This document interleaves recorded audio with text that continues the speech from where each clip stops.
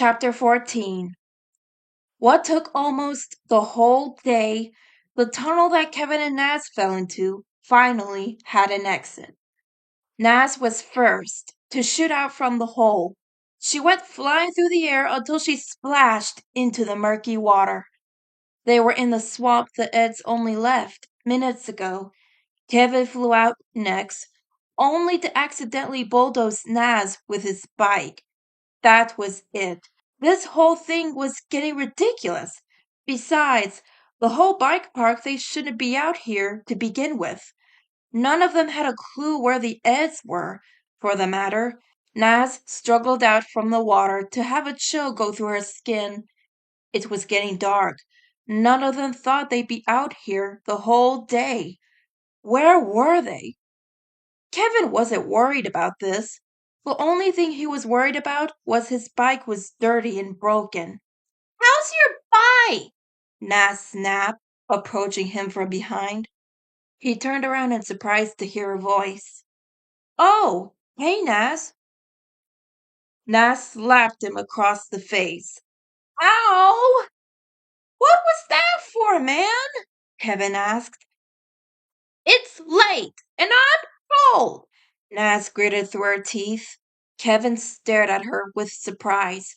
She waited for him to do something, anything to see if he'd be the caring boyfriend she knew. Fine. I'll make the fire, Naz said, fed up. She collected sticks and threw them into a pile. Now, how is she supposed to make a fire without a match? It was obviously simple, as if her dad would have said to her. She had to rub two sticks together to make friction, and therefore heat. She rubbed the sticks together, trying to get any sign of smoke to see if she was making any progress. Naz slammed her sticks on the pile, finally having it. She always made herself look like a complete idiot, just for the attention of. A fire exploded up from the pile of wood. It did work. Naz warmed her hands and stared into the flames. She couldn't help it but think about that camping trip that she had with her father before the divorce. She was only 5 at this time, but it felt as if it were yesterday. No matter how many times her mother explained why her father was there, she didn't understand. She didn't tell anybody about her absent dad. She hated when people feel bad for her. So she created this act that she was the positive, peppy person who was always happy. It was time to change herself. Wicked fire, Naz! Naz came out of her thoughts and eyed Kevin. Can I join you? Naz poked the fire, letting his words go through her head. I got a peanut butter sandwich. I'll split it with you. In a matter of seconds, Naz marred down the sandwich. The rest of the sun set, and it was now night. Naz felt calmer. The redness of the sunset made her feel like she was still angry. Her bitterness was slowly drifting away as she felt Kevin's warm body move close to her. Sure, I could use another sandwich, he said, placing his hand on her shoulder. Naz felt her heart flutter. He had that dreamy smile. Kevin knew what he was doing wrong and was trying to make it up for it. Yeah, sorry about that, dude, Naz said in her flirty voice. Aw, don't sweat it, doll. Doll? He hadn't called her that all day. Kevin put his arm around her shoulder, and she placed her head on his shoulder. This was the most safe she felt all day. Kev, sorry I slapped you, Naz said, making her voice have a steady tone. It's been like such a crazy day today. Kevin suddenly held his fingers to her lips. Wait, don't move. He got up and walked away. Naz giggled with glee. Was he going to give her something? Kevin came up behind, but he was not alone. Almost left her out in the cold. Bad for the pain, you know. This is where Naz's heart burst into flames. She took the bike by its handles and chucked it across the swamp where it landed in the trees. Kevin was quick to react and ran through the murky waters to retrieve it. That's what I get for your stupid bike! Nas screamed after him. How could she let herself fall for his act? She let herself act like a fool when she said she was no longer going to act like that. Was it her? Was she something to be taken advantage of because Naz was suddenly binded and hauled off her feet? Help! She screamed, knowing that it was probably useless. She was thrown onto the ground where her limbs were tied together. Her handkerchief was pulled from her eyes to her mouth. The Kanker sisters revealed themselves to her captors. Out to beat our boyfriends, huh? Lee said right into her face. We'll let your boyfriend panic around for a while until we capture him. Yeah, it's fun to watch a man wallow like Mom says, said May. You bet, Marie added, distracted by herself in a handheld mirror. The mirror Marie was holding lay in front of Naz. She stared at her half-bald head that was either flayed or cut off. It didn't look bad. This was the first time she had worn makeup for a while. She could actually see what her face really looked like. She heard Kevin calling out her name. He was a better friend than her boyfriend. She just wanted to be in a relationship because that's what she thought she wanted. She didn't want to act like a brainless ditz just to gain someone's attention. What she wanted was to understand why the world had to be this way. She was going to change herself because it's about time she did. For now, she had to stay put in the wagon as the Kankers captured her through the night. Chapter 15.